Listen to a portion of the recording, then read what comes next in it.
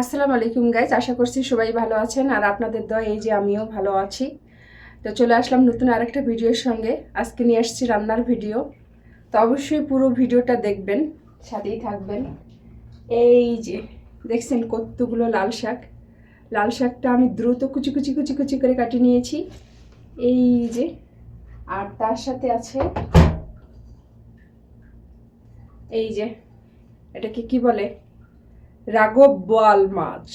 আজকে রাঘব বোয়াল মাছ হবে আর লাল শাকের ভাজি হবে ইনশাআল্লাহ। আর আরেকটা মজার বিষয় সেটা হচ্ছে এই যে দেখতেছেন, এই যে পাটা, আর এই যে জিরা, আর এই যে মরিচ। এখন আমি মশলাটা বাইটটা নিব, বাইটটা তারপরে রান্না করব। আসলে মশলা বাটা যে কি কষ্ট ভাই ও বোনেরা, হাই রে কষ্ট রে। তো বিসমিল্লাহ বলে দুই চুলায় আমি দুইটা কড়াই বসিয়ে দিয়েছি। একটাতে বোয়াল মাছ রান্না করব আর একটাতে শাক ভাজি করব। প্রথমেই আগে শাকটা দিয়ে নিই। দেখতেছেন অনেকগুলো শাক, ভয় পাওয়ার কোনো কারণ নেই, কারণ এটা যত জাল হবে তত কমে যাবে। আর এই চুলায় আমি মাছটা রান্না করার জন্য পরিমাণ মতো পেঁয়াজ আর পরিমাণ মতো মরিচ কুচি দিয়ে দিলাম। আর এদিকে শাকের ভিতরেও পেঁয়াজ, রসুন কুচি আর মরিচ দিয়ে দিলাম। এখন শাকটা আমি নাড়াচাড়া করে কমিয়ে নিব। এদিকে পেঁয়াজটাও ব্রাউন কালার করে ভেজে নিব। এখন শাকটা নাড়াচাড়া করে কমিয়ে নেওয়ার পালা আর পেঁয়াজটা ব্রাউন কালার করার পালা। তো পেঁয়াজটা আমার হালকা ব্রাউন কালার হয়ে গিয়েছে। এখন আমি এখানে আদা রসুন পেস্ট এবং মরিচ এবং জিরা একসঙ্গে বাটা দিয়ে দিলাম। সব দিয়ে এখন আমি মশলাটাকে ভালো মতো একটু কষিয়ে নিব। জিরা মরিচ এবং আদা রসুনের পেস্ট সব কিছু ভালো মতো কষানোর পরে আমি সামান্য পানি দিয়ে দিচ্ছি। এখন আমি এই যে পরিমাণ মতো লবণ, হলুদ আর সামান্য ধনে গুঁড়ো দিয়ে দিচ্ছি। এখন সব মশলাগুলো ভালো করে কষিয়ে নিব। আর এইদিকে এই যে শাকটাও দেখেন আমি নাড়াচাড়া করে কমিয়ে নিয়েছি। আর একটু হয়ে গেলে শাকটা আমি ফুল দিয়ে দিব।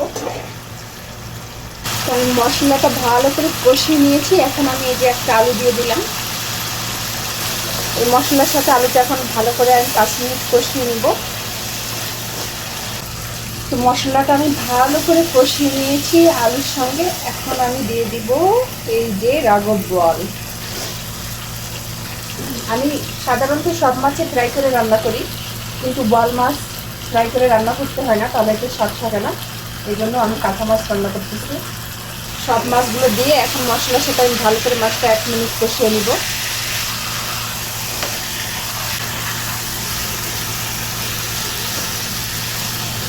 তো মাছটা আমি মশলার সাথে ভালো করে কষিয়ে নিয়েছি। এখন আমি পরিমাণ মতো পানি দিয়ে দিব।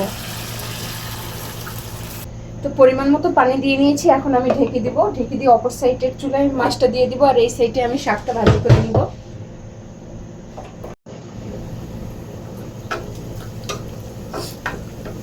এই যে রসুনটা ব্রাউন কালার হয়ে গিয়েছে। এখন আমি এই যে শাকগুলো দিয়ে দিলাম।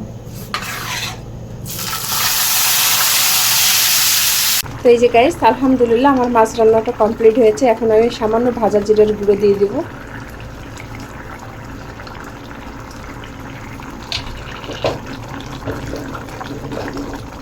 আর এই যে এদিকে লাল শাক ভাজি আর এই যে মাছের ঝোল। তো আজকে দুইটা রান্নাই আমার কমপ্লিট। ভিডিওটা এই পর্যন্তই। সবাই সুস্থ থাকবেন, ভালো থাকবেন। আল্লাহ হাফেজ। নেক্সট কোনো ভিডিওতে দেখা হবে ইনশাআল্লাহ।